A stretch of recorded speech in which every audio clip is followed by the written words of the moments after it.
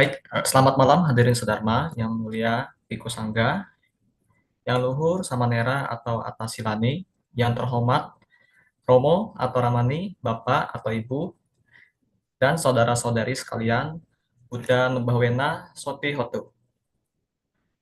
Dengan kekuatan nilai luhur Buddha, semoga kesejahteraan ada pada Anda. Perkenalkan, saya Wilson Kohar yang akan membantu acara pada malam hari ini.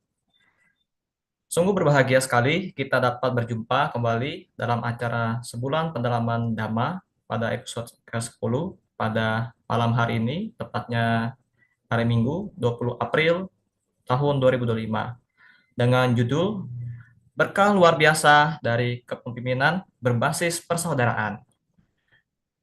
Dengan narasumber bersama kita, Ko Michael Kirana.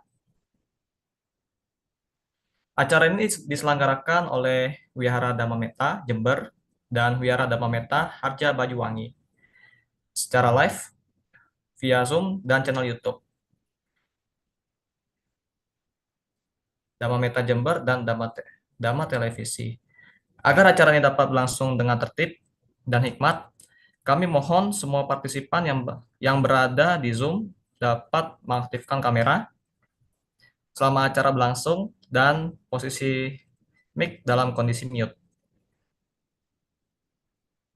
Marilah kita awali dengan menyanyikan lagu Gata Pembukaan pada malam hari ini. Kami datang bersujud.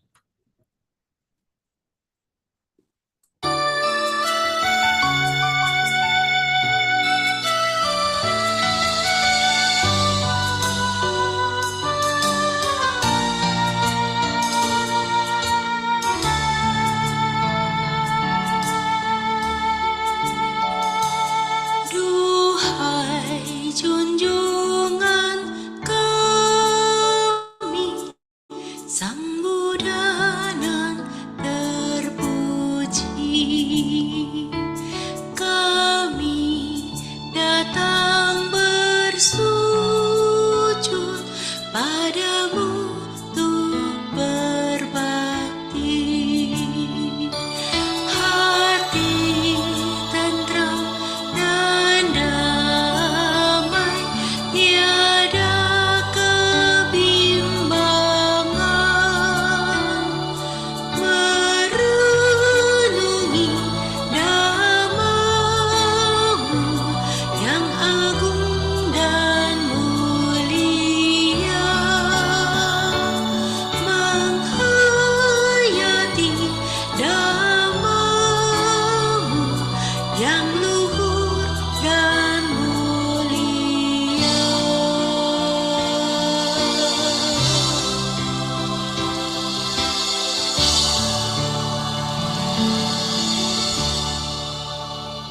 Kita akan melanjutkan sesi selanjutnya, yaitu pembacaan nama Karapata yang akan dibacakan secara dipimpin langsung oleh Saudara Randy Liao, dan saya akan mewakilkan umat dalam pembacaan Parita nama Karapata. Kepada Randy Liao, kami persilakan. Sebelum memulai acara pada malam hari ini, mari bersama-sama kita menghormat kepada Guru Agung kita, Sang Buddha, Sang Bhagawa. Arahang Samma Sang Buddha Bhagawa. Arahang Samma Sang Buddha Bhagawa. Sang Bhagawantang Abhiwademi. Buddhang Bhagawantang Apiwademi. Swakato Bhagavata Dhammo. Swakato Bhagavata Dhammo. Namasami. Dhammang namasami. Supartipanno Bhagavato Sawaka Sangho. Suparti Patmo Bhagavato Sawaka Sangho Namami. Sanghang Namami.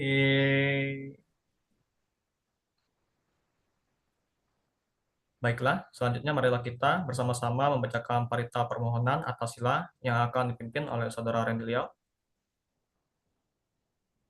Mari kita bersama-sama membacakan parita Athasila Aradana. Namo tassa bhagavato arahato sama sambuddhassa.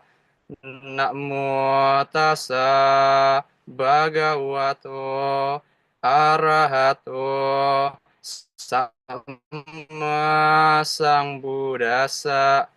Namo tassa bhagavato arahato sama sambuddhassa.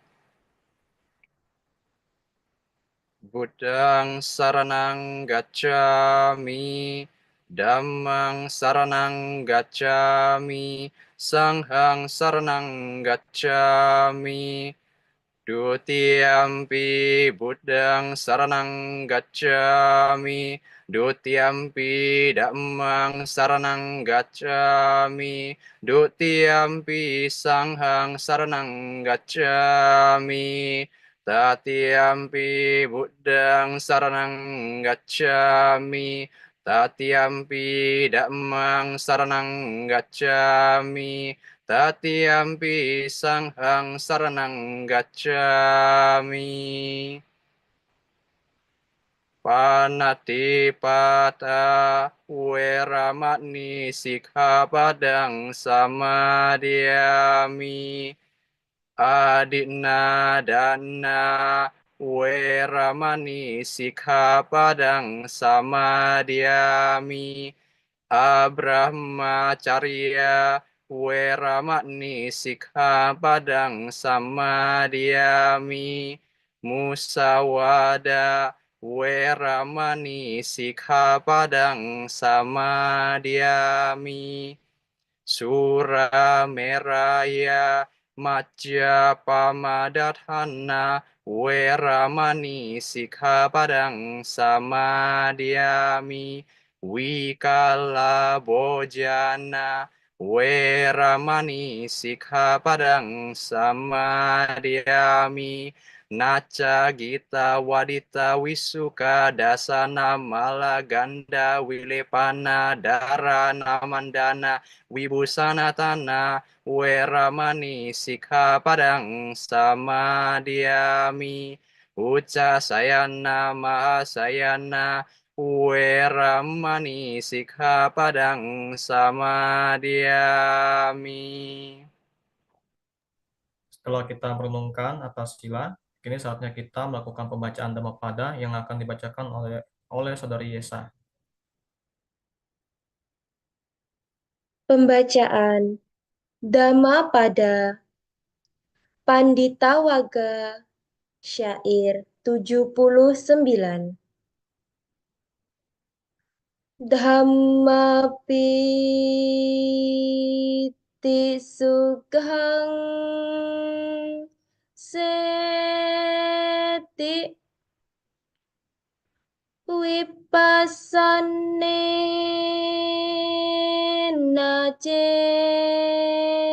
cetasa Arya pawedite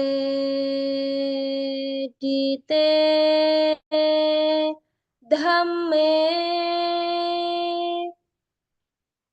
sada ramati pandito, yang artinya ia yang mengenal Dhamma akan hidup berbahagia dengan pikiran yang tenang. Orang bijaksana selalu bergembira dalam ajaran yang dibabarkan oleh para Arya.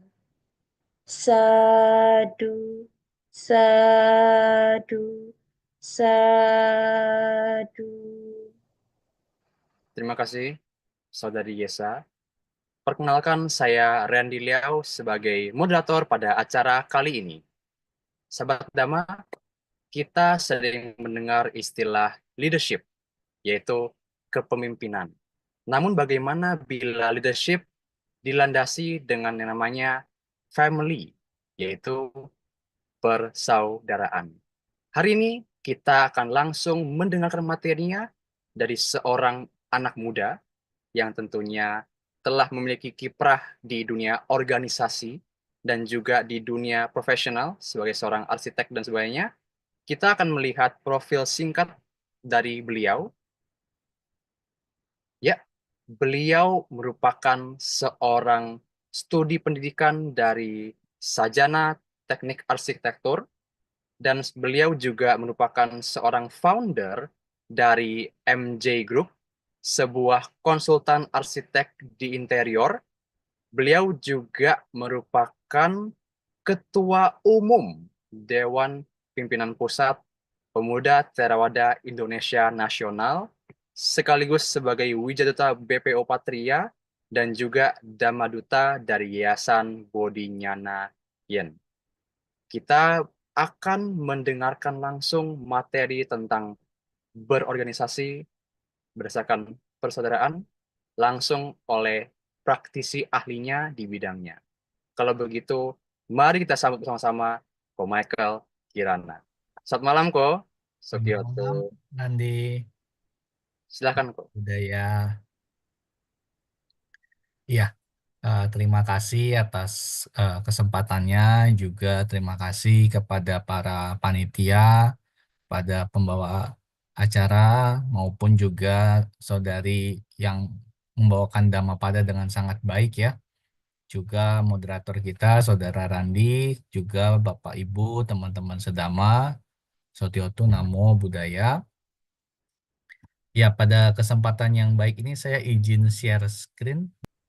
Ya, tema kita pada malam hari ini pada saat dihubungi oleh teman-teman panitia, mungkin ada yang sudah menebak atau mungkin juga masih penasaran apa sih yang ingin dibahas atau yang kita ingin diskusikan pada malam hari ini. Jadi adalah berkah luar biasa dari kepemimpinan berbasis persaudaraan. Nah, ini menjadi satu tema yang karena kita ingin menjadi pemimpin, masing-masing dari kita punya bibit potensi sebagai seorang pemimpin, dan kita belajar Dhamma itu untuk mendapatkan berkah, memperoleh berkah juga dalam berbagai macam kebajikan, menuju kebijaksanaan. Ya, jadi pertama kita mungkin boleh diskusi dulu tentang berkah. Apa yang dimaksud dengan berkah, Bapak Ibu dan teman-teman sekalian? Itu memiliki makna adalah kita memiliki banyak kebaikan yang bersifat terus-menerus. Jadi kalau mungkin teman-teman dapat satu kebajikan yang hanya satu kali atau satu waktu, itu sering disebut hoki atau kebetulan atau mungkin beruntung ya. Nah, kalau berkah ini sifatnya sustainable, berkelanjutan. Jadi atau dalam teman-teman di bahasa Arab disebut barokah. Maka itu bahasa serapan menjadi berkah. Dalam Buddhis sendiri, yang paling terkenal tentu adalah Manggala Sutta. 38 berkah dari Kudakapata, Kudaka Nikaya, itu ada diuraikan dengan sangat lengkap oleh Guru Agung Buddha tentang berkah. Cahara harafiah berkah atau manggala itu sendiri memiliki dua makna, berasal dari dua suku kata. Mang yang berarti keadaan yang menyedihkan, gala artinya menyingkirkan. Jadi manggala atau berkah itu adalah saat kondisi kita terhindar dari hal-hal yang menyedihkan atau hal-hal yang tidak mengenakan, tidak baik. Nah, ini secara makna. Manggala dapat diartikan sebagai suatu keadaan yang terbebas dari kesedihan, atau sebagai suatu kebajikan yang membawa keberhasilan dan kemajuan. Nah, mungkin dari pemahaman ini kita semakin yakin dan semakin setuju bahwa kita semua, khususnya umat Buddha, ingin memperoleh berkah, ingin memiliki berkah. Nah, lalu yang kedua adalah tentang pemimpin, teman-teman. Apa sih yang disebut dengan pemimpin? Secara umum artinya sesuatu yang dimiliki oleh semua pemimpin adalah pengikut. Jadi suatu organisasi punya makna adalah tempat berkumpulnya dua orang atau lebih untuk mencapai tujuan yang sama. Nah, kalau pemimpin itu tentu pasti ada yang mengikutinya. Kalau dia sendiri, ya berarti dia belum menjadi pemimpin. Berarti belum bisa memimpin siapa yang dia pimpin. Nah, di dalam salah satu statement dari Peter Drucker, konsultan manajemen, pemimpin adalah seseorang yang memiliki pengikut. Nah, ini yang menjadi eh, pertanyaan, bagaimana caranya seseorang itu bisa menjadi pemimpin, yang mana syaratnya seorang itu menjadi pemimpin jika ada yang mau mengikutinya. Entah visinya, entah pandangannya, ataupun goals, ataupun tujuan dan program-program yang orang atau pemimpin tersebut ingin capai, dia akan menjadi pemimpin tatkala banyak ataupun ada yang mengikutinya. Nah, kita mau belajar sebagai siswa Sang Buddha yang merupakan guru para dewa dan manusia. Saya mau ngajak teman-teman jalan-jalan melalui satu video, The Land of the Buddha. India, the land of Buddha. An extraordinary journey begins in this sacred place where he took his first steps on the path to enlightenment.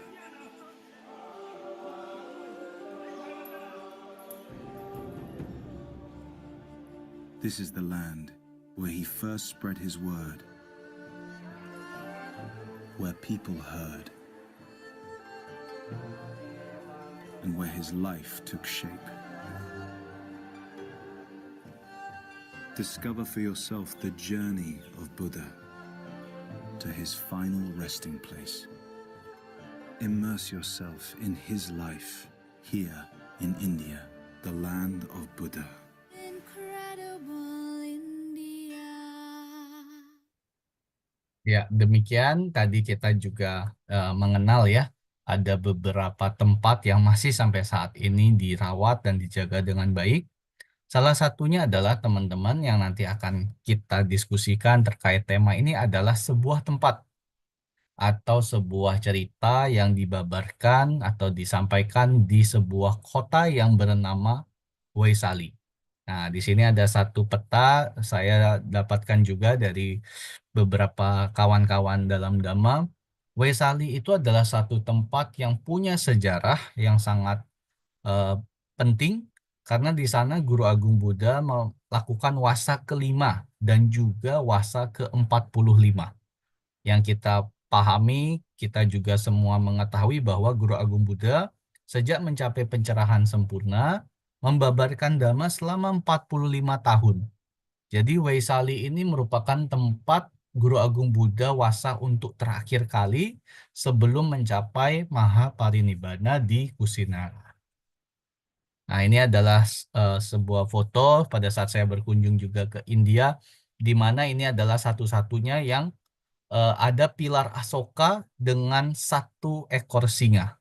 Kalau kita biasa sering lihat ya, banyak sekali replika pilar Asoka itu ada 4 kepala singa menuju ke 4 arah. Ada juga dengan berbagai, bukan hanya singa, ada yang berupa kerbau dan lain sebagainya. Sesungguhnya pilar Asoka itu ada banyak. Nah, khusus di Waisali, ini ada sebuah pilar Asoka yang hanya ada satu singa, yang mana menuju atau menghadap kepalanya ke arah Kusinara. Karena di tempat inilah Guru Agung Buddha menyatakan 3 bulan lagi akan mencapai Mahaparinibbana dan berjalan menuju arah Kusinara. Nah, jadi kalau kita nanti pergi Dharma Yatra ke India, dari Waisali ini kita tarik garis lurus dari menghadap kepala singa itu menuju ke Kusinara atau Kusinagara. Nah, di Waisali atau sering disebut juga Waisali itu memiliki makna kota yang diperluas berkali-kali. Karena pada masa Guru Agung Buddha dahulu, Waisali ini adalah sebuah kota yang mengalami perkembangan yang sangat pesat. Jadi dia awalnya adalah sebuah kota yang kecil, kemudian karena bertumbuh perkembangan penduduknya, masyarakatnya, juga lokasinya yang strategis, dilakukan perluasan dan perluasan hingga berkali-kali, sehingga disebut Waisali.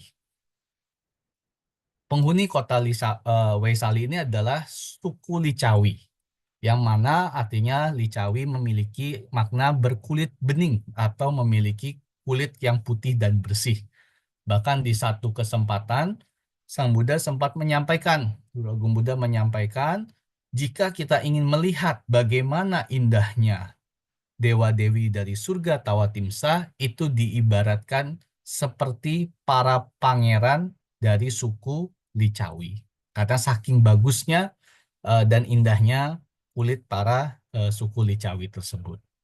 Nah, di masa wasa kelima tersebut, pada saat Guru Agung Buddha berkunjung ke Waisali, itu terjadi sebuah musibah besar.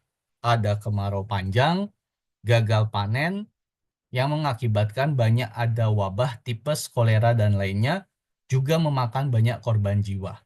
Karena banyak yang meninggal di saat yang bersamaan, menjadi kota Waisali itu menjadi banyak ada makhluk-makhluk yang mengerikan itu turut hadir, sehingga suasananya kota Waisali menjadi selain sulit atau bahkan banyak penyakit juga mengerikan. Nah, pada kala itulah Guru Agung Buddha datang ke kota Waisali, dan pada saat datang itu mengakibatkan hujan yang sangat besar hingga menyapu semua wabah dan juga jenazah yang ke Sungai Gangga. Nah, kalau teman-teman bisa ingin tahu lebih detailnya, pada momen inilah muncul yang kita sering kenal dengan Ratana Sutta.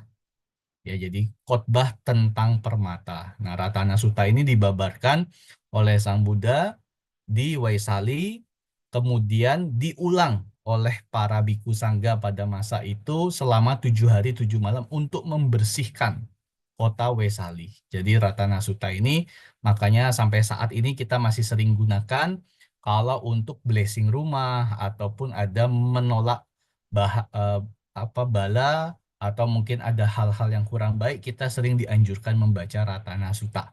Karena ini awal mula kisahnya. Setelah Guru Agung Buddha menyampaikan dan juga membantu masyarakat di kota Waisali untuk menyelesaikan musibahnya, di sanalah Guru Agung Buddha bertemu dengan Pangeran Mahali, seorang pangeran dari suku Licawi, dan juga pada kala itu Guru Agung Buddha membabarkan sebuah khotbah di Waisali tersebut yang disebut atau sering dikenal dengan Saka Panha Sutta dari Digha Nikaya. Sang Buddha menguraikan dengan sangat jelas, dengan sangat detail tentang Saka, Raja para Dewa, Dewa Saka, yang mana kalau teman-teman mungkin sering kenal, kita di dalam Buddhis itu bahwa Dewa Saka adalah Raja para Dewa di alam surga Tawatimsa. Nah, Tawatimsa ini surga tingkat kedua ya, dalam 6 alam dewa. Yang pertama adalah Catu Maharajika, yang kedua Tawatimsa. Kemudian kalau kita juga baca di pewayangan, simbol daripada Saka ini seringkali diibaratkan seperti Dewa Indra. Dan kalau dalam tradisi Tionghoa, sering kita kenal dengan Hien Tien Siang Te atau Raja Langit. Ya, jadi kalau teman-teman dulu nonton film Kerasakti, nah yang istananya diobrak-abrik sama Sun Gokong itu istananya Dewa Saka gitu. Jadi sering kita kenal dengan Hien Tien Siang Te atau Raja Langit. Nah, selain itu ya Saka juga dikenal sebagai Yaka Wajirapani. Nah, ini dapat kita temukan di dalam Buddha Jaya Manggala Gata. Di situ ada diceritakan pada saat yang pemuda bernama Sacaka yang berbohong kepada Guru Sang Buddha, dan ditanya sebanyak setelah berdebat, Sacaka tidak mengakui kebohongannya pertama kali, kedua kali, hingga yang ketiga kali kalau sampai Sacaka tidak mengaku, dikatakan kalau kita baca sutanya, itu sudah siap Wajirapani akan memukul kepala Sacaka menjadi pecah 7.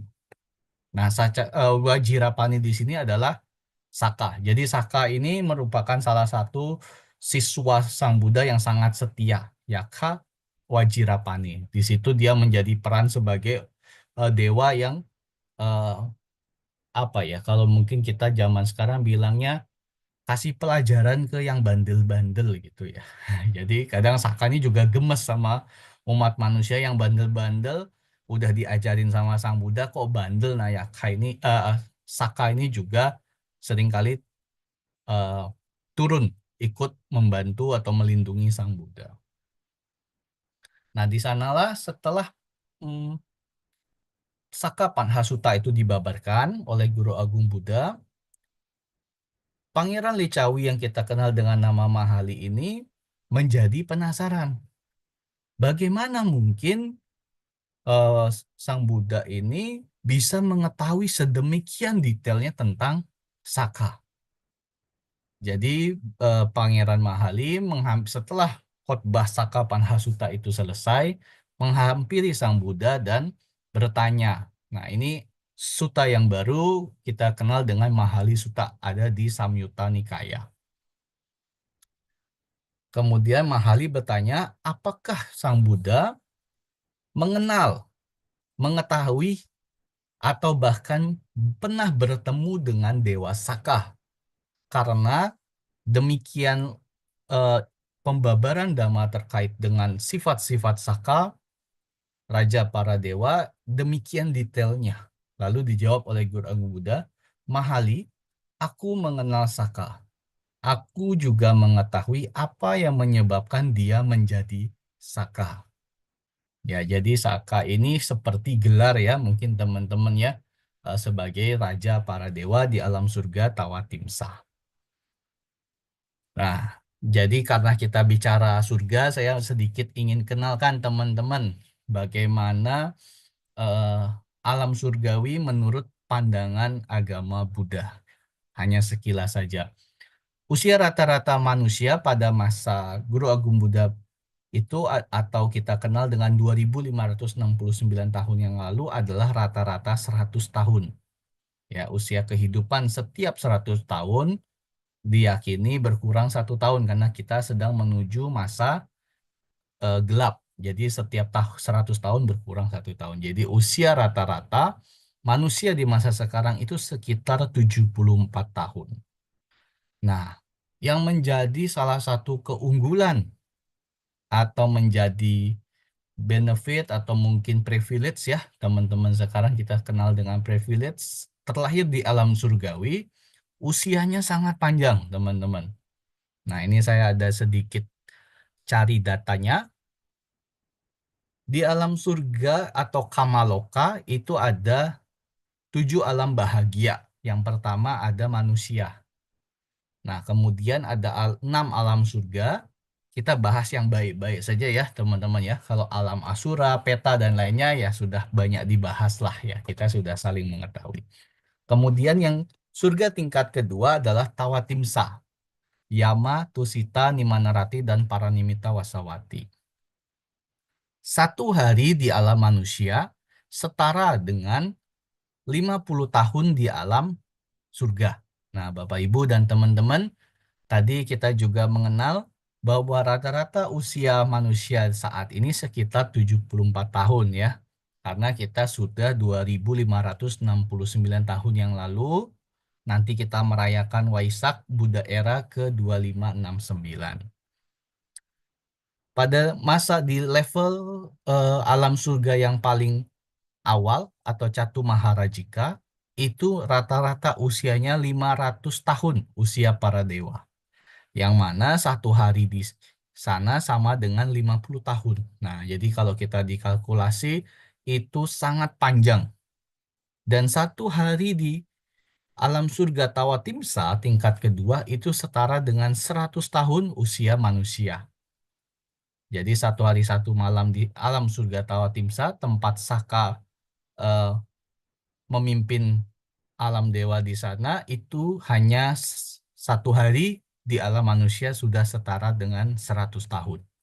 Nah, jadi demikian panjangnya usia para dewa, juga sehingga apa yang membuat di sana demikian menjadi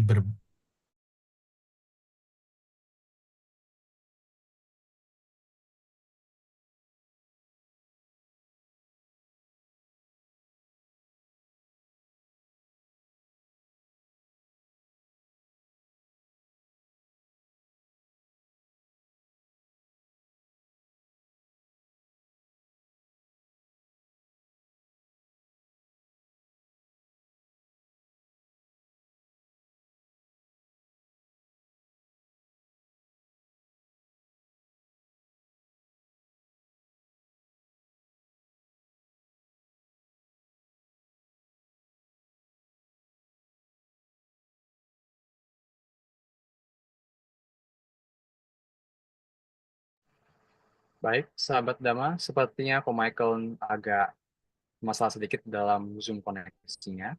Tapi secara kesimpulan bagi sahabat Dama yang sedang nonton live maupun YouTube di Zoom atau YouTube, kita lagi membahas tentang materi organisasi tentang persaudaraan yang sekarang lagi di masa pembahasan di alam enam surga, yaitu Stumarajika atau Timsa Tusita Nimanarati Paranimita Wasawati oleh Ko Michael Kirana.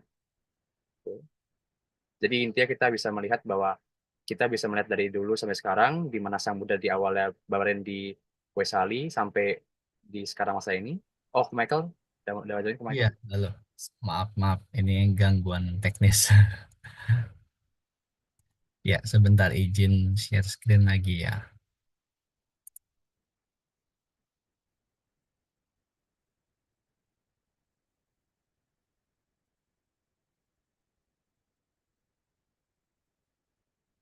Ya, tadi sampai di mana, Randi? Sampai di bagian alam surga, oh Michael. Oke, kita masih di alam surga ya, teman-teman. Ya, demikian. Jadi, demikian panjangnya usia di alam surga. Jadi, ada 6 alam surga atau dewa loka.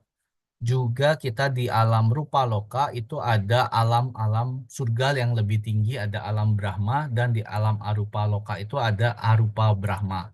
Jadi total kalau kita kenal di dalam 31 alam kehidupan itu, alam surga atau alam bahagianya ada 26, teman-teman. Nah, jadi sedikit bisa berbangga lah ya kalau kita sebagai umat Buddha surganya banyak. Ya, jadi mungkin kalau yang lain-lain kita kenalnya ya sudah hanya satu pilihan gitu. Kalau kita di alam di Buddhisme kita mengenal ada 26 alam surga. Nah, ini mungkin penjelasan lebih lanjutnya kalau saya cocok dengan ini karena kurang relevan rasanya kalau misalkan saya dengan Randi sama-sama rajin belajar Dhamma, praktek Atasila, tapi ternyata saya ada bolong-bolongnya, kemudian ketemu sama Randi di alam dewa yang sama. Bocengli ya kalau begitu.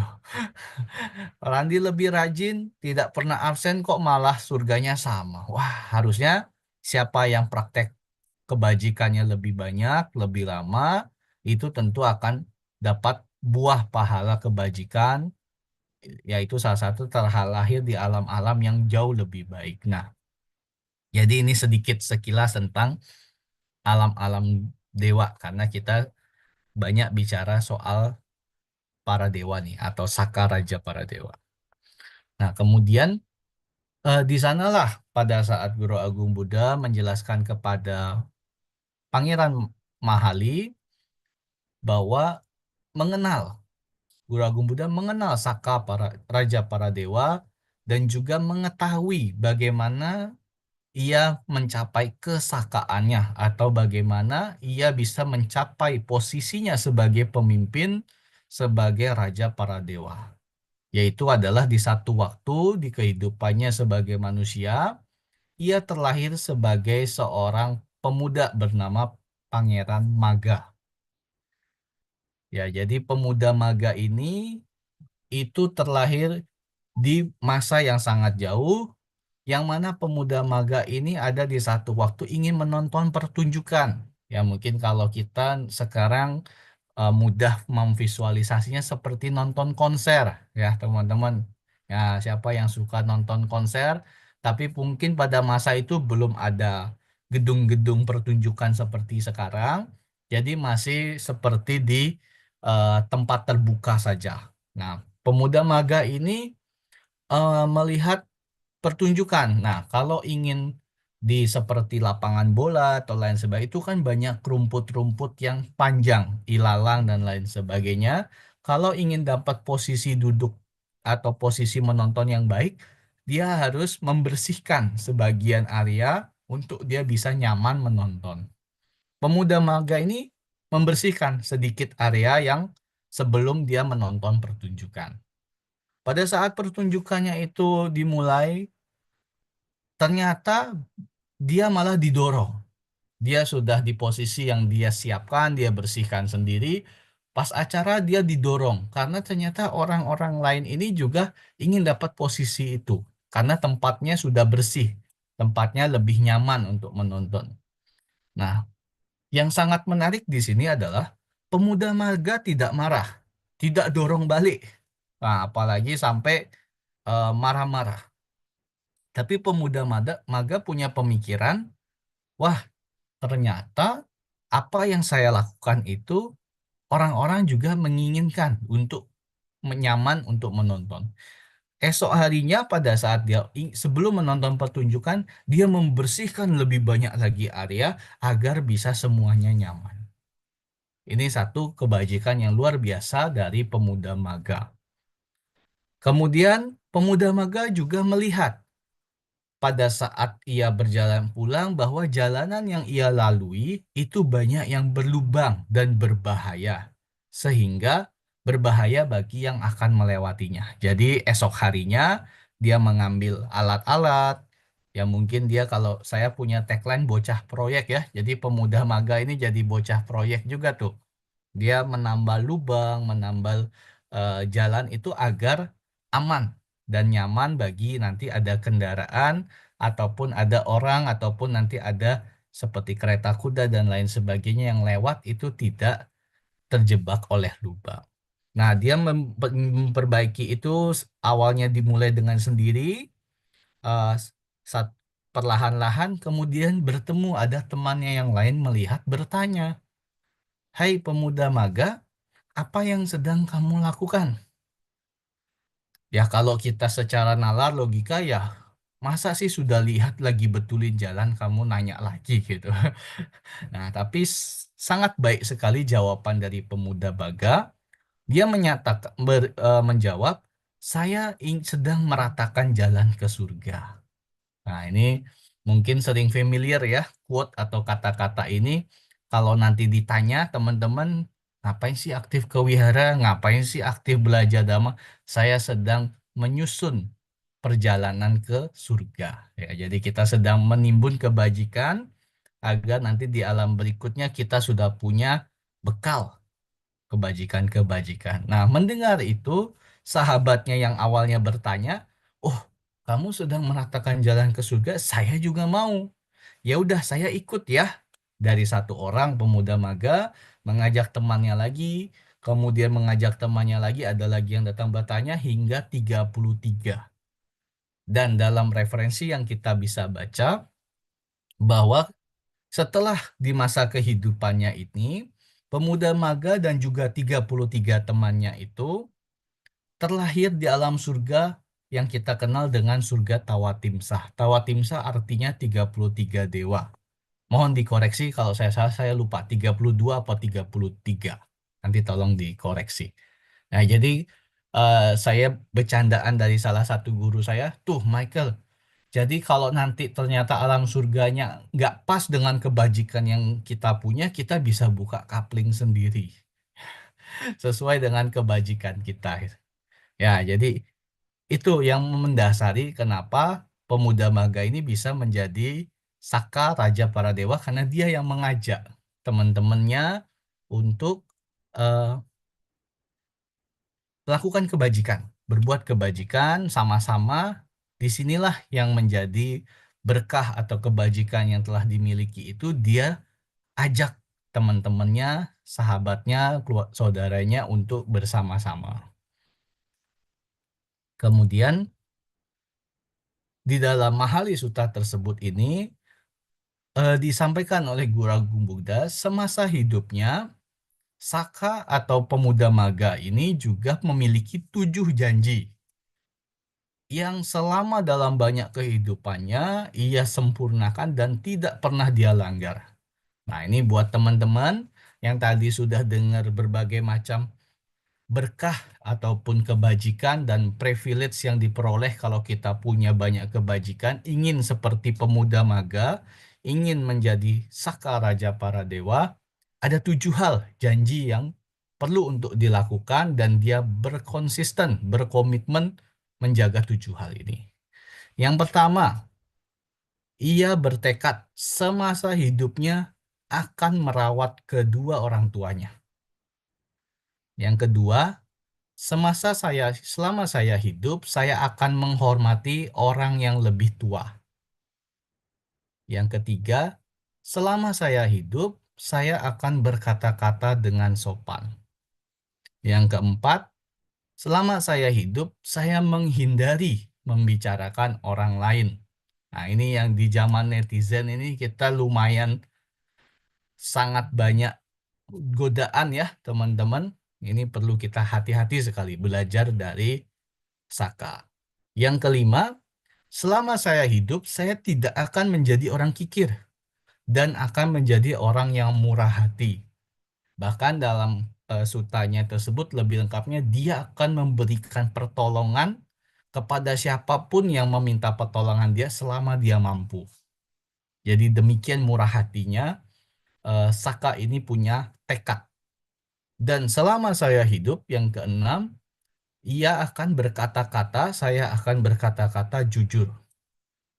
Dan yang ketujuh, selama saya hidup, akan menjaga diri untuk tidak mudah marah. Dan jika kemarahan muncul dalam diriku, semoga saya bisa dengan cepat mengendalikannya agar tidak marah. Nah, ini kalau kita baca 7 ini, saya rasa sangat realistis sekali ya teman-teman ya. Kita bisa lakukan merawat orang tua, menghormati orang yang lebih tua, berkata-kata yang sopan, menghindari membicarakan orang lain, tidak menjadi kikir atau punya sifat murah hati, berkata jujur dan menjaga diri untuk tidak mudah marah. Dengan melaksanakan 7 hal ini secara konsisten, pemuda maga tersebut dan juga kehidupan-kehidupan kemudiannya menjadi Saka Raja para dewa. Nah, di dalam Dhammapada disebutkan, Dhammapada 2, dengan menyempurnakan kewaspadaan, Dewa Saka dapat mencapai tingkat pemimpin di antara para dewa. Sesungguhnya, kewaspadaan itu akan selalu dipuji, dan kelengahan akan selalu dicela. Nah, ini sedikit tambahan terkait persaudaraan itu di dalam Kalyanamita Sutta Dutya Wagga. Ada percakapan yang Mulia Bante Ananda dengan Guru Agung Buddha pada kala itu. Bante Ananda menyampaikan kepada Sang Buddha bahwa Kalyanamita atau sahabat yang baik itu demikian pentingnya hingga separuh daripada suatu pencapaian itu dipengaruhi oleh sahabat. Nah, Guru Agung Buddha menjawab dengan kata-kata sebagai berikut. Ananda, Mahewang Ananda, Sakala mewa hidang, Ananda Brahmacaryang yadidang kalyana mitata, kalyana sahayata, kalyana sangpawangkata. Jadi yang artinya, bukan begitu Ananda, sahabat yang baik itu berasosiasi sepenuhnya dan mempengaruhi pada seluruh kehidupan spiritual. Jadi bukan hanya 50%, 100% teman-teman. Seperti tadi pemuda maga itu, teman-teman yang kenal dengan pemuda maga itu beruntung sekali dengan kenal orang yang baik, dia punya sahabat yang baik, bisa sama-sama terlahir di alam surga Tawatimsa dengan berbuat kebajikan bersama. Nah, ini saya mengajak teman-teman untuk kita ayo menjadi Kalyanamita yang sama-sama sudah belajar Dhamma, praktek Dhamma selama ini, bisa terus kita saling menjaga. Karena di era mungkin sekarang bilangnya 4.0 atau 5.0 ya. Sekarang sudah sangat canggih, 5 ya nanti ya. 5.0 itu era digital, semua serba cepat, semua serba teknologi.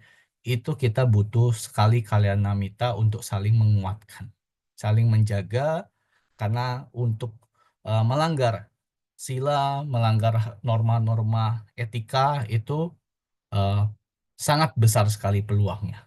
Ya, curhat teman-teman di sosmed dan lain sebagainya itu sangat berbahaya. Jadi dengan kata-kata ini dari Bante Ananda diskusi dengan Guru Agung Buddha ini kita memahami betul bahwa sahabat yang baik demikian pentingnya. Nah, ini sedikit tambahan saja mungkin karena Saka itu raja para dewa, jadi di dalam Dhamma ada 10 sifat-sifat raja atau sifat-sifat pemimpin yang menurut Dhamma itu menjadi bekal buat para pemimpin atau kita kenal dengan dasar Raja Dhamma. Apa saja itu? Yang pertama, dasar Raja Dhamma, seorang pemimpin punya sifat murah hati dengan praktek dana. Yang kedua, mempraktekkan sila atau punya moralitas yang baik. Yang ketiga, paricaga, punya sikap rela berkorban. Yang keempat, ajawa, jujur. Kemudian yang kelima, madawa, punya sifat lembut. Yang keenam, tapa, pengendalian diri atau kendali diri. Akhoda, tanpa kebencian, jadi tidak ada niat untuk membenci atau niat buruk. Kemudian awihingsa, tanpa kekerasan. Khanti, kesabaran. Dan awirodhana, tidak memihak. Jadi seorang pemimpin berdasarkan dari dasar Raja Dhamma juga harus netral, tidak memihak. Nah, ini 10 sifat yang mari saya mengajak saya belajar juga dengan teman-teman semua untuk mengembangkan sifat-sifat bajik tersebut. Nah, jadi ini apa yang disampaikan dalam Mahali Sutta, kita mengulang sedikit. Bila seseorang merawat ibu dan ayah, menghormat kepada anggota keluarga yang lebih tua, lemah lembut dan ramah dalam bertutur kata, menghindari berbicara buruk tentang orang lain, dengan teguh melenyapkan keserakahan, jujur, dapat mengatasi kemarahan, orang demikian disebut seorang yang baik oleh para dewa dari alam ke-33 dewa. Nah, ini dari alam surga Tawatimsa, karena dengan melaksanakan 7 hal inilah raja para dewa atau saka itu mencapai kesakaannya. Nah, ini sebagai penutup saya mengutip dari Dhammapada ayat 50 yang juga merupakan landasan pengabdian dari teman-teman Patria di pembukaan anggaran dasar. Janganlah memperhatikan kesalahan dan hal-hal yang telah atau belum dikerjakan oleh orang lain. Tetapi perhatikanlah apa yang telah dikerjakan dan apa yang belum dikerjakan oleh diri sendiri.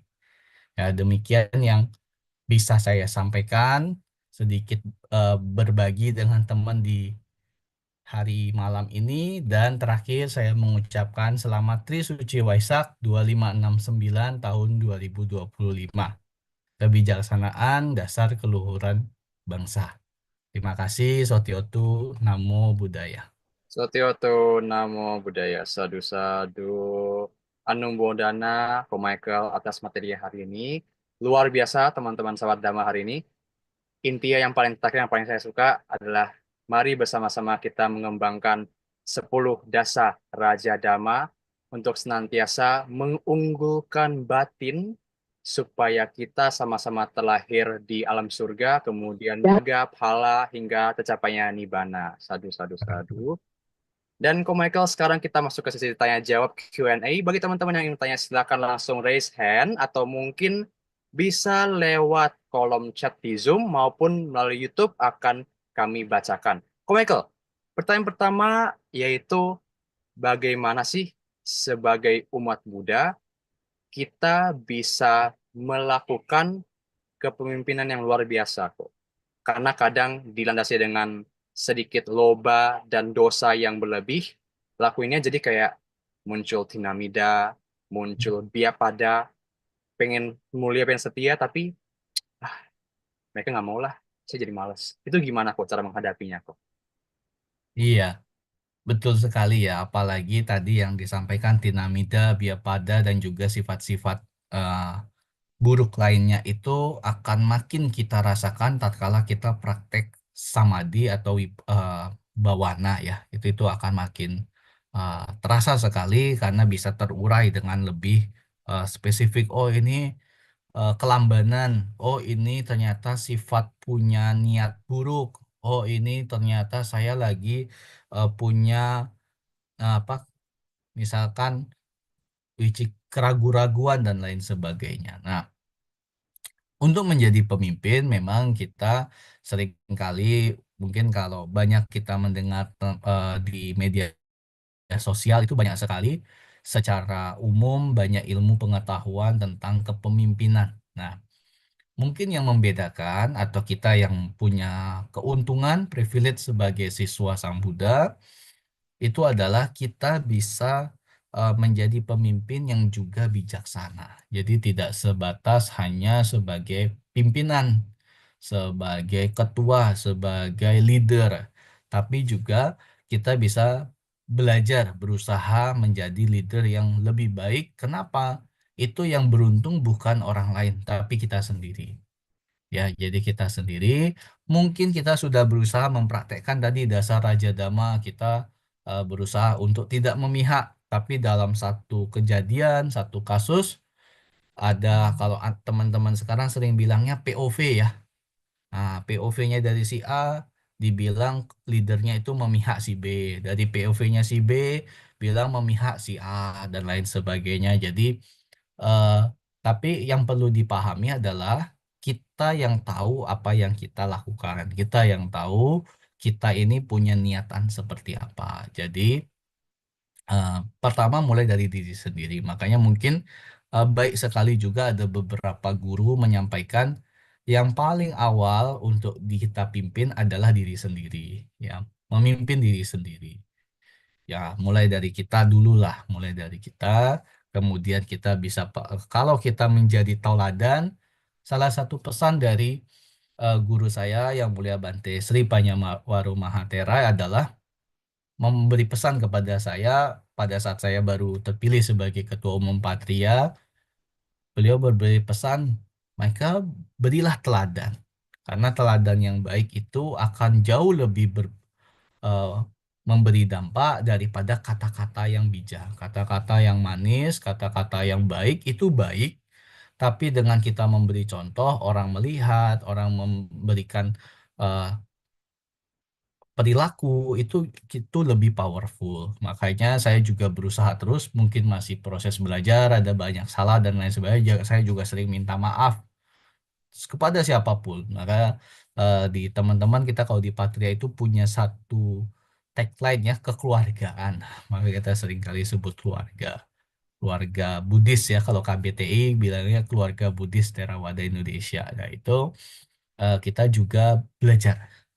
Ya mungkin itu dulu, nanti silakan boleh didalami atau pertanyaan yang lebih spesifik kita nanti diskusi bang. Thank you Randy. Sadu, sadu. One spirit, one dhamma ya, Ko Patria. Ko Michael Iya. ya. Baik, Ko Michael. Terima kasih, Ko Michael. Sekarang kita akan langsung lihat apakah ada yang ingin langsung tanya di Zoom atau melalui kolom chat. Sementara sambil nunggu. Bentar. Oke, Ko Michael. Terus pertanyaan yang berikutnya itu,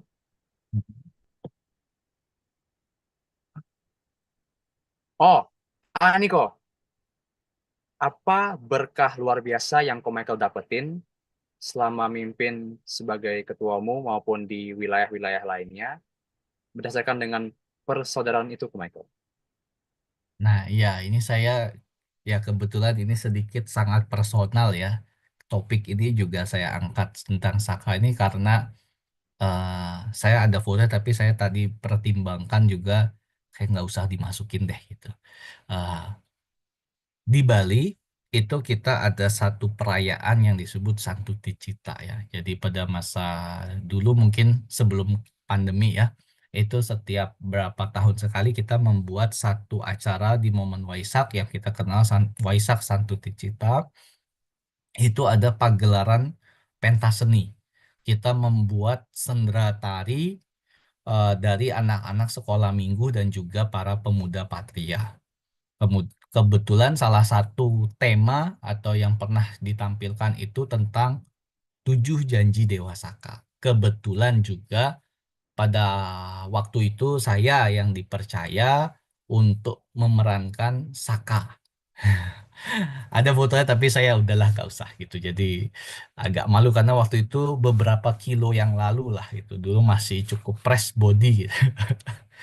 Ya waktu itu kita latihan bagaimana cara berjalan, memerankan sendera tari dan lain sebagainya. Eh, itu kita praktekkan. Nah, maka sangat personal sekali. Saya juga banyak belajar dari situ. Selain mementaskan itu, berusaha mementaskan dengan baik, peran-peran atau poin-poin nilai-nilai yang baik juga dari 7 janji Dewa Saka tersebut, saya rasa sangat relevan, sangat baik, dan perlu untuk terus kita latih. Nah, ini juga bekal yang saya bawa hingga di Musyawarah Nasional Patria yang ke-7 di Semarang tahun 2023 lalu saya dipercaya oleh teman-teman Patria seluruh Indonesia dari 9 waktu itu 96 cabang ya di 96 cabang itu untuk memimpin Patria. Ya, sesungguhnya saya mendapatkan manfaat atau mungkin berkah luar biasa dari Patria itu bukan pada saat menjadi ketua umum, justru jauh sebelum itu saya beruntung dengan mengenal pemuda Trewada Indonesia, juga mengenal wihara, khususnya mengenal Dhamma, itu banyak hal-hal baik yang datang pada saya. Termasuk saya tidak pernah terbayang eh, sebagai anak muda kuliah biasa-biasa saja di Bali itu bisa juga berkembang pesat, bahkan mengenal banyak guru-guru yang hebat seperti Pak Adi Wegunawan, Bapak Andri Wongso, papanya Randi juga, Pak Ponijan, itu ya saya banyak sekali beruntung juga mengenal para biku sangga. Nah, ini membawa berkah luar biasa menurut saya karena bertemu dengan kalian Namita. Nah, ini yang seringkali nggak disadari oleh teman-teman ataupun orang-orang yang mencoba aktif ke organisasi tapi ada tujuannya ingin mencari, bukan memberi. Ini yang eh, saya cukup yakin pada saat kita memberi kita mendapat. Pada saat kita meminta kita tidak dapat. Karena kita dapat itu pada saat kita menanam. Tidak mungkin kita minta memetik tapi nggak mau tanam. Nah ini saya cukup yakin dengan eh, hukum itu. Jadi apa yang bisa kita lakukan berusahalah terus berbuat kebajikan itu dan berkah kebajikan itu pasti datang. Nah, salah satunya mungkin saya merasa terpilih atau dipercaya sebagai Ketua Umum Patria itu merupakan salah satu berkah karena dengan itu saya bisa melakukan lebih banyak hal baik lagi.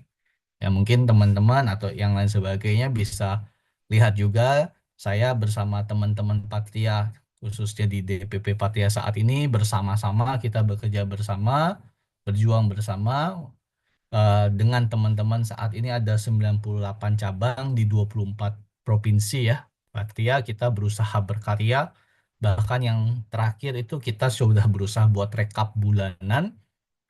Itu terakhir teman-teman Patria seluruh Indonesia dalam 1 bulan melaksanakan 110 lebih, 100 belasan kegiatan dalam 1 bulan teman-teman. Itu jadi ini saya juga eh, berbahagia, juga merasa eh, bangga bagaimana kita dalam kehidupan itu bisa berdampak yang positif.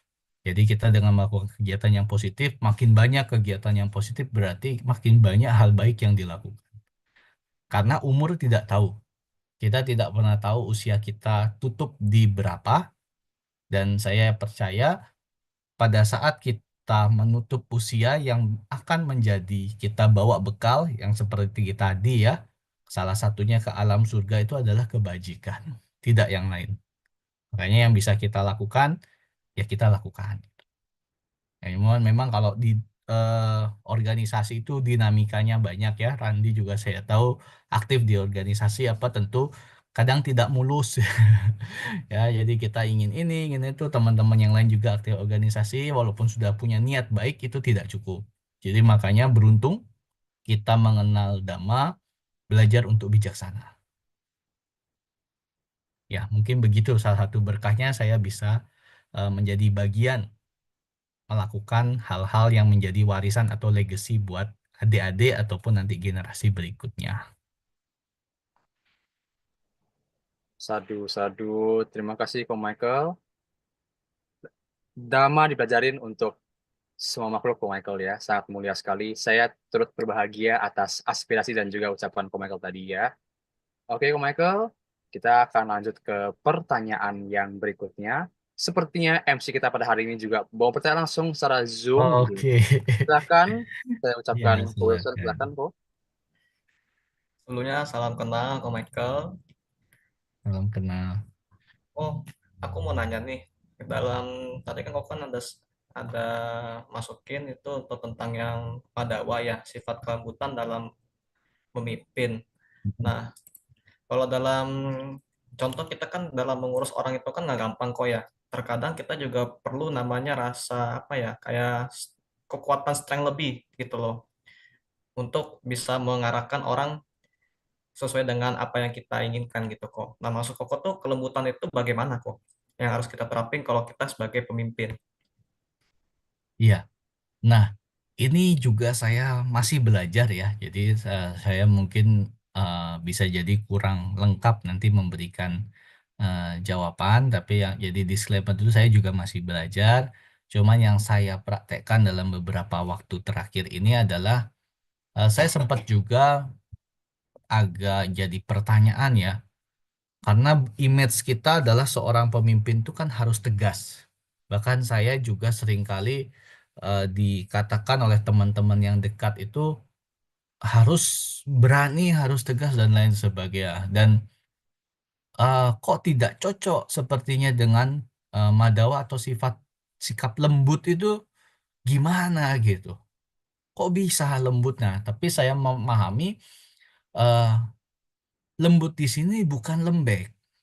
Jadi seperti kita apa namanya, role model kita lah ya, itu kan Sang Buddha ya. Kita semua punya role model adalah Sang Buddha gitu. Beliau lemah lembut, tapi tidak beliau lembut tapi tidak lemah. Ya, beliau lembut. Jadi dengan tutur katanya, dengan sikapnya, dengan perilakunya, seperti kita bisa lihat banyak di eh, Buddha Jaya Manggala Gata, bagaimana kemenangan Sang Buddha dengan berbagai cara itu adalah pada saat difitnah, pada saat diserang itu beliau dengan berbagai cara.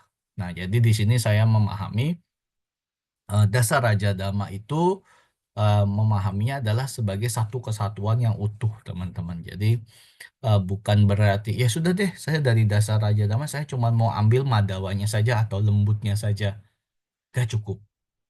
Ya, jadi di situ kita ada harus mengambil ke 10-10-nya.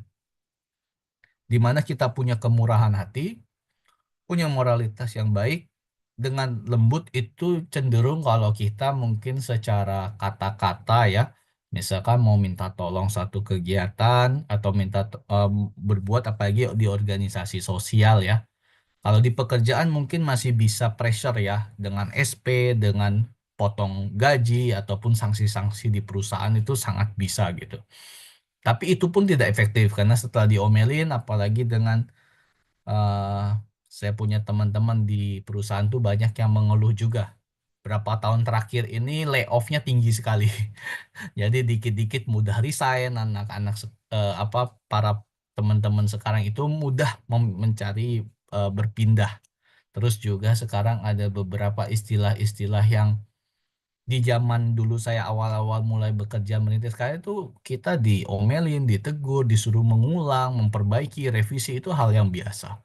Kalau zaman belakangan ini, apalagi pasca COVID, begitu diberi masukan, dikasih teguran, bahkan belum sampai dimarahi, sudah kena mental, sudah merasa toksik, dan lain sebagainya. Ini PR buat kita bersama sesungguhnya, bagaimana kelembutan itu juga menjadi eh, kadarnya itu relatif ya. Jadi belum tentu kata-kata yang lemah lembut. Ada juga saya mengenal beberapa teman yang kata-katanya lembut tapi sangat apa ya? Kalau bahasa Balinya nyelekit apa? Bahasa ininya apa ya?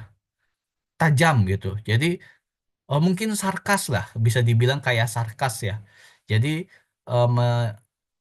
itu dengan lembut tapi kelihatan sekali intensinya tidak ke situ.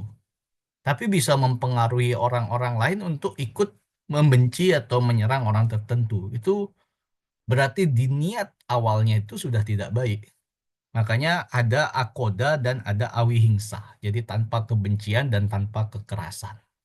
Nah, jadi kemudian bisa ada juga kanti, jadi kesabaran. Nah, memang harus sabar, banyak-banyak sabar. Eh, itu latihan untuk kita. Dan yang pas perlu dipahami pada saat kita lakukan itu semua, walaupun nanti mungkin persoalannya tidak selesai, atau nanti mungkin, oh ternyata nggak berhasil ya, oh my God, ternyata saya udah berusaha nih ngomong baik-baik, nggak didengerin, masih diulang kesalahannya sampai 2 kali, 3 kali, 4 kali gitu. Padahal kalau kita belajar peribahasa, saya dulu zaman saya sekolah itu ada peribahasa kedelai, kedelai, keledai, sorry, kedelai. Keledai itu tidak pernah jatuh di lubang yang sama. Nah, saya kenal keledai itu di filmnya Winnie the Pooh ya. Ada satu temennya the Pooh itu kan yang keledai itu dianggap sudah hewan atau simbol suatu yang eh, bodoh lah atau tidak berpendidikan. Itu tidak mungkin jatuh di lubang yang sama 2 kali. Nah, tapi nyatanya kita di masyarakat seringkali kadang ada beberapa teman atau tim kita itu sudah dikasih tahu hal yang sama berkali-kali pun masih diulangi. Ya, itu harus sabar. Memang proses lah, proses. Tapi ini saya juga percaya karena begitu ditegur dengan keras, kita sudah lembut aja bisa salah paham. Apalagi kalau kita tegur dengan keras, apalagi dengan kemarahan yang meledak-ledak, kebencian. Itu bukan cuma satu orang yang bisa tersinggung, bisa berdampak buruk buat yang lain-lain, dan bukan tidak mungkin organisasinya bubar. Itu bisa sekali. Kita udah banyak lah lihat banyak kasus yang emosi meledak itu merugikan dalam banyak hal. Ya, itu banyak hal sekali emosi itu dalam banyak kasus sangat membawa dampak buruk. Maka saya tetap yakin dan percaya latihan lembut itu jauh lebih baik, jauh lebih baik. Ya, jadi keras tegas itu kadang nyerempet dikit dengan arogan, kasar. Itu agak berbahaya. Cuman bukan berarti lambat ya, karena saya juga orangnya relatif kurang sabar sebetulnya, maka saya latihan sabar. Saya agak gemes kalau, karena kan saya arsitek ya, saya terbiasa bikin master plan, saya bikin blueprint dalam suatu project ataupun bahkan di program kerja itu saya udah punya target. Oh bikin, kalau contoh saya bangun rumah, atau itu kan kita udah punya target ya, sekian bulan, bulan pertama harus achieve ini, bulan kedua, bulan ketiga, bulan empat. Kalau teman-teman pada umumnya itu banyak sekali yang punya pola pikir kalau di ujung misalkan target 10 bulan. Di bulan 9 mau bulan 10 kok belum jadi. Baru pada komplain. Kalau saya nggak bisa gitu. Di bulan pertama saya udah tahu ini bakal telat. Karena target bulan pertama misalkan 10 bulan. Bulan pertama berarti harus dapat progres 10%. Sederhananya begitu. Tapi di bulan pertama kita review kok targetnya cuma 5%. Bukan bisa ngeramal masa depan. Tapi ini statistik aja, sudah pasti itu nanti akan telat proyeknya. Nggak mungkin bulan pertama 5%, padahal kita punya target masih lagi 95%. Kalau bulan pertama achieve 12%, targetnya 10%, nah itu berarti progresnya positif, kan bagus gitu. Nah, cuman banyak teman-teman kalau pola kerja kita adalah di ujung, udah dekat hari H baru, ini nggak bisa, itu nggak bisa. Wah, kita terlambat. mau bikin problem solving, mau cari solusi itu terlalu terlambat. Makanya lembut ini juga baik, tapi juga perlu terukur. Kalau saya harus terukur. Ah, itu salah satu slogannya Pak Ponijan juga terukur. Saya belajar sama beliau harus terukur. Ya mungkin begitu. Jadi kelembutan itu bukan lemah ya. Jangan diartikan dengan oh baru lembut berarti lembek atau gampang terpengaruh apa. Tentu tidak. Sang Buddha contoh nyata yang kita harus teladani. Ya mungkin begitu. Boleh silakan kalau ada yang kurang puas atau masih ingin kita lebih diskusikan.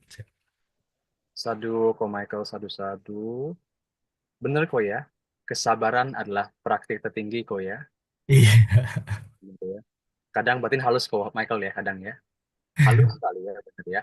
Dan karena itu kita juga akan dengan sabar membaca pertanyaan dari Ko Heri, langganan lama di DSO Oh Metode. iya, saya ingat betul itu kok Heri.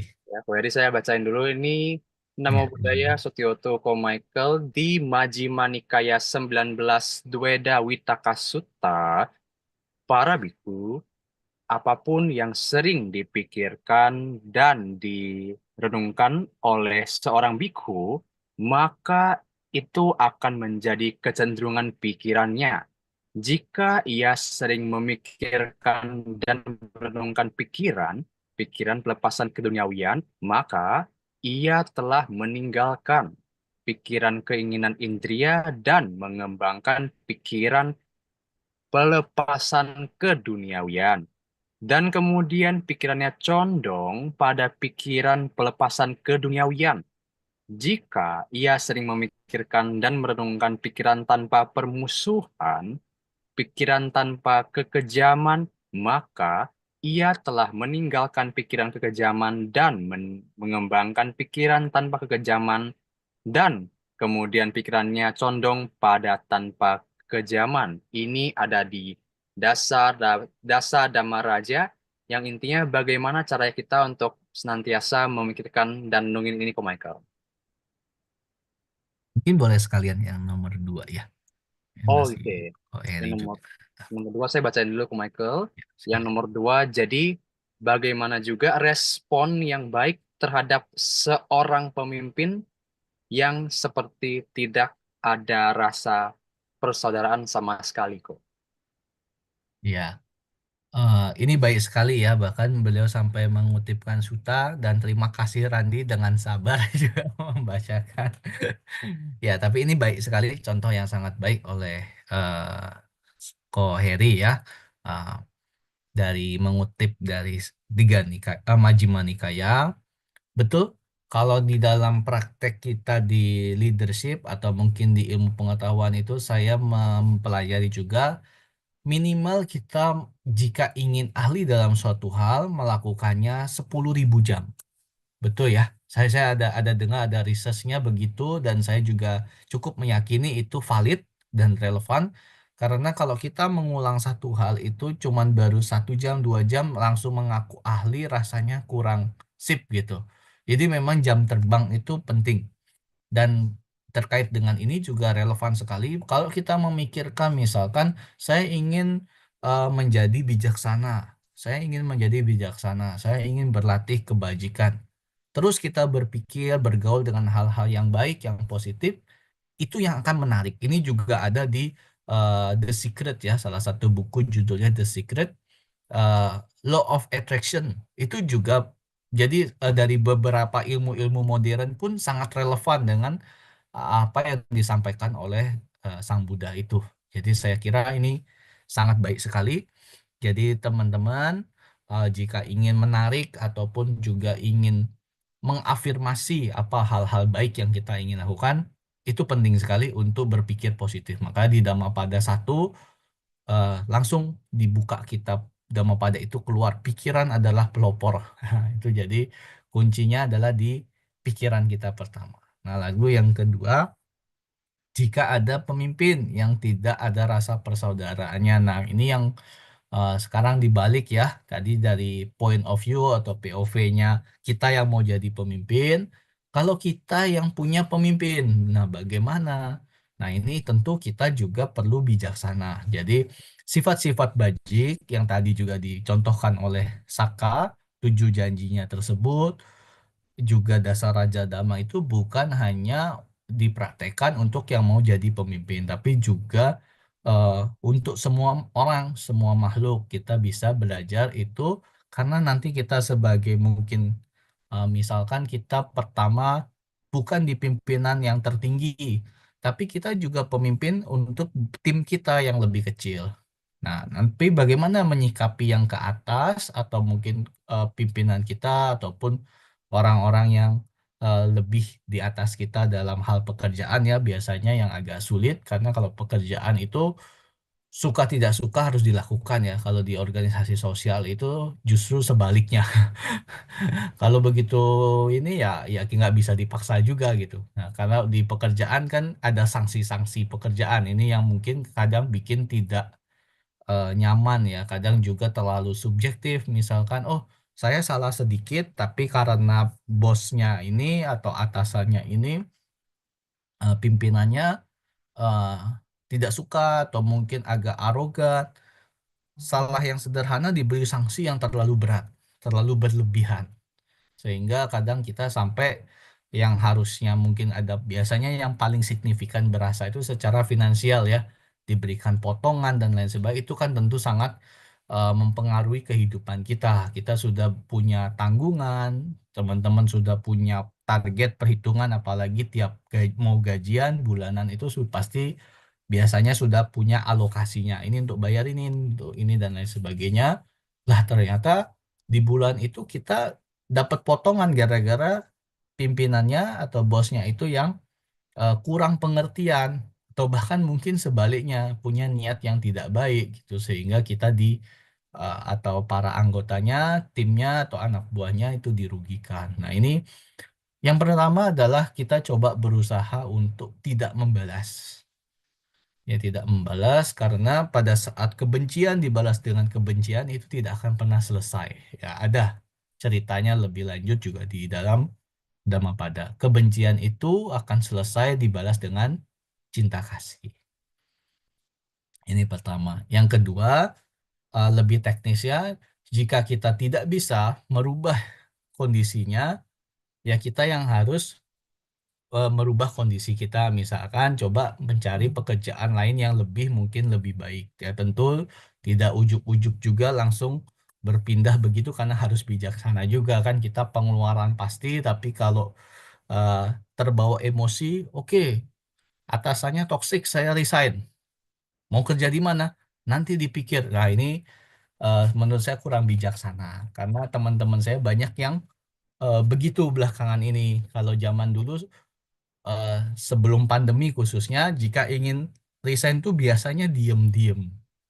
Sudah prepare untuk cari lowongan kerja lain, sudah dapat pegangan, baru dia eh, resign. Nah, tapi kalau belakangan ini saya lihat trennya adalah ego yang lebih ditunjukkan. Ini berbahaya, berbahaya khususnya buat teman-teman yang masih muda gitu. Nah, jadi itu yang kedua, jika bisa mencari kondisi yang lebih baik, yang pertama tidak membalas, cari kondisi yang lebih baik, dan yang ketiga adalah kita coba menjadikan itu pembelajaran. Jika tidak bisa diubah juga, kita terima kondisi tersebut, tapi tidak dijadikan atau mungkin tidak masuk ke hati ya. Mungkin karma kita memang membuat kita ada di kondisi yang demikian sulitnya. Misalkan ya, misalkan sudah berusaha mencari, merubah kondisi tidak bisa, eh, juga kita eh, masih terus sudah tidak membalas, masih diperlakukan seperti itu. Yang ketiga adalah kita mungkin belajar nekama anisangsa, belajar melepas. Oh ya sudah, memang saya di sini bekerja seperti ini, punya pemimpin yang seperti itu ya saya jalani karena mungkin kita punya pemimpin seperti itu kita bayar hutang karma juga sama dia mungkin di kehidupan yang dulu kita sering begitukan dia atau lain sebagainya kan kita nggak tahu kita punya banyak kehidupan jadi eh, kadangkala kita sudah berusaha baik ada orang-orang yang tidak baik bisa jadi dulu kita ada hutang karma sama dia karena saya percaya dan yakin Kalau bukan karma kita, bukan kita yang tanam, kita nggak mungkin petik. Walaupun ada orang berusaha berniat jahat sekali kepada kita, kalau kita tidak berusaha menjaga diri dengan baik, itu kita nggak akan celaka. Sama seperti contoh pada saat Sang Buddha ingin dicelakai oleh Dewa Data. Nah, karena kebajikannya Sang Buddha demikian besar, ya Dewa Data mau berusaha bagaimanapun tentu tidak bisa gitu. Jadi kita yang mengisi diri kita dengan baik, nanti pasti ada saja jalan-jalan eh, kebajikan yang akan terbuka. Mungkin tiga itu yang bisa saya sampaikan, Saudara Heri. Terima kasih. Sadu, sadu. Terima kasih, Ko Michael. Karena kita belajar pelepasan, demikian kita juga belajar untuk melepaskan sesi diskusi pada malam hari ini, Ko Michael. Jadi kita Ya. melatih melepas. Jadi silahkan Ko Michael memberikan sebuah closing statement untuk mempertegas apa yang telah disampaikan supaya para pendengar bisa membawa manfaat dari acara hari ini. Silahkan Ko Michael. Ya, betul ya. Tadi kita juga, walaupun kita dengan sukacita sudah menjalani, tentu tiada pesta yang tak pernah usai gitu. Nah, jadi di terakhir, pertama saya ingin mengucapkan lagi selamat Trisuci Waisak 2569, tahun 2025. Semoga di tahun ini kita semua bisa menjadikan momentum tahun 2025 ini untuk berusaha jadi lebih baik lagi, berusaha menjadi lebih eh, ke dalam. Kenapa? Karena saya memahami juga bahkan di banyak sektor kita mengalami kesulitan teman-teman, Bapak Ibu dan semua. Jadi saya sangat suka juga dengan pada saat kemarin mungkin ada yang lihat ya, eh, perang dagang, statement di antara Amerika dan China itu menurut saya pelajaran yang sangat baik. Pelajaran yang sangat baik. Salah satunya adalah pemerintah China menyampaikan kepada masyarakatnya dengan kejujuran, tidak menutup-nutupi, mengatakan kondisi yang tidak ada persoalan, tapi dikatakan, oh tenang aja, so far so good. Nah itu saya rasa ada kebohongan, yang mana di mana satu dalam dasar Raja Dhamma, pemimpin itu harus jujur atau salah satu janji Saka adalah jujur. Ya, jadi kondisi yang kurang baik itu tentu bisa kita hadapi bersama, di mana dengan berkah kebajikan kita dalam kebersamaan, dalam Kalyanamita ini akan membawa kebahagiaan buat sebanyak mungkin makhluk. Nah, saya rasa itu yang sederhana yang kita bisa jaga, yang mana dari 7 janji Saka merawat orang tua, menghormati orang yang lebih tua, berkata sopan, menghindari membicarakan orang lain, tidak menjadi kikir, murah hati, berkata jujur, dan juga menjaga diri tidak marah. Nah, ini nanti mungkin 7 saya rasa agak susah untuk dihafal, tapi yang pertama adalah mungkin yang lebih mudahnya teman-teman, kita menjaga diri kita untuk selalu mawas diri. Ya, praktekkan dana, sila, dan bawana. Semoga kita selalu maju dalam dhamma, semoga berkah tiratana selalu menyertai kita. Terima kasih, Sotiotu, Namo Buddhaya. Sadu, sadu, sadu. Terima kasih, Ko Michael. Sutioto, Namo Buddhaya, Buddha Sasanang Cirang Rakhantu. Saya ingin memohon dengan penuh hormat untuk Ko Michael, kita sama-sama membagikan kebahagiaan hari ini dengan pembacaan Patidana. Silakan, Ko Michael. Oke. Ya, terima kasih. Mari kita bersama-sama setelah melakukan kebajikan, kita juga mengingat jasa-jasa bajik para leluhur kita baik di kehidupan ini maupun di kehidupan yang lampau dengan bersama-sama membaca Patidana Parita Pelimpahan Jasa. Andamayang Patidanang Karumase punya sida nikatasa yana nyani kata nime te sanca bhagino hontu satta nanta pamanaka ye pia gunawanta ca mahyang mata pita dayo dittha me capya ditthawa anye macattawerino satta titthanti lokasming te bhumma catuyonika pance kacatuwo kara sangsaranta bhawa bhawe nyatang ye patidaname anumodantu te sayang ye cimang napajananti dewa te sang niwedayung maya dina naponyanang anumodana hetuna sape satta sadahontu awera sukhajiwino kemapadan capapontu te sasi jatang subha. Sadu, sadu, Sadu. sadu.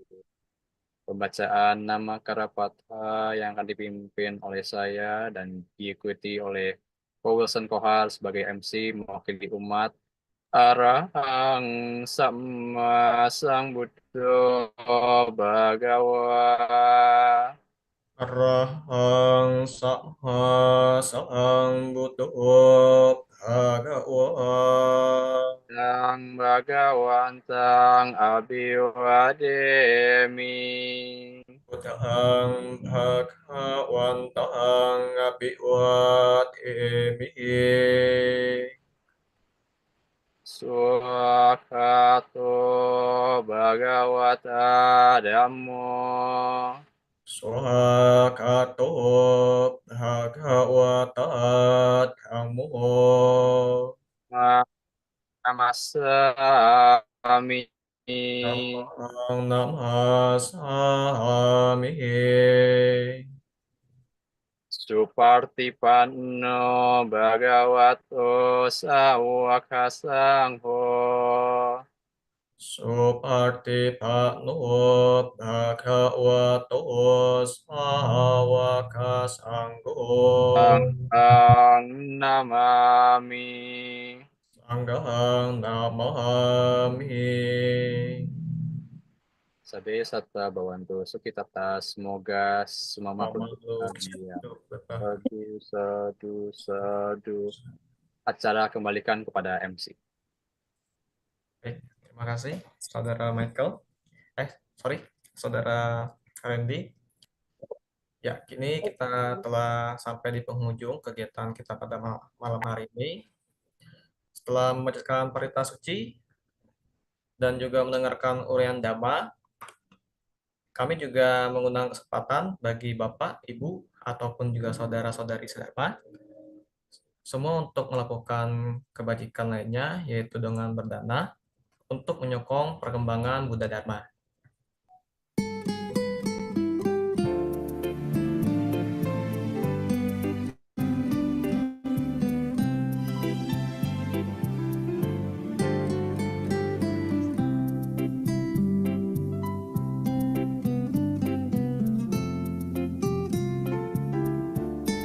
Baik, di sini saya akan sambil menyampaikan seuntai puisi yang direkomendasikan oleh Kak Teddy.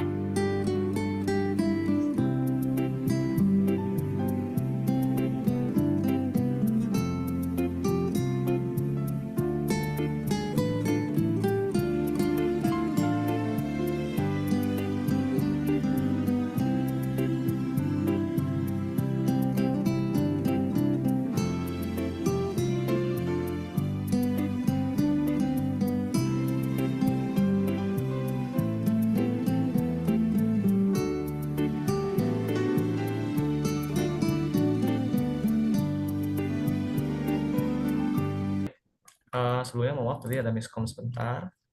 Ya, kini saatnya kita membacakan puisi, yaitu bertemakan dengan berkah luar biasa dari kepemimpinan berbasis persaudaraan. Menjalani hidup sebagai pemimpin memiliki tanggung jawab yang tinggi, memiliki pengikut, memiliki berkah yang luar biasa, memiliki welas asih yang tiada tara. Pemimpin berada di lini terdepan, membawa kebaikan pada semua makhluk. Pemimpin tiada kenal lelah, giat memberi petunjuk dan arahan. Pemimpin lahir dari proses terbaik. Persaudaraan yang mendukung, pemimpin membawa berkah. Berkah kepada dunia yang penuh keadilan. Berkah yang membawa lebih baik. Dari waktu ke waktu, tiada celah, tiada lengah, memimpin dengan penuh kesadaran. Semoga dengan lahirnya pemimpin, kini membawa berkah bagi semua makhluk. Semoga berkah yang dihadirkan membawa perubahan lebih baik untuk dunia. Semoga dunia kini dan kelak penuh rasa kasih sayang kepada semua makhluk. Satu. Demikian suntayan puisi yang saya sampaikan untuk penutup kegiatan kita pada malam hari ini. Akhir kata, kami mohon maaf jika ada kekurangan dalam acara dan terima kasih kepada Yang Mulia Biksu Sangga, yang Luhur Samanera atau Silani, yang terhormat Romo Ramani, Bapak atau Ibu, dan saudara-saudari sedharma yang telah mengikuti sebulan pedalaman Dhamma kali ini hingga selesai. Semoga kita terus bersemangat melakukan kebajikan khususnya di bulan Waisak ini. Sotihotu, Namo Buddhaya, selamat beristirahat. Demikian Ko Michael. Terima kasih Ko Ya, hari ini. terima kasih. Saya terima ya. Terima kasih Ko sadu-sadu Nibanasa Pacayo Hoto Ko. Sadu, sadu, sadu.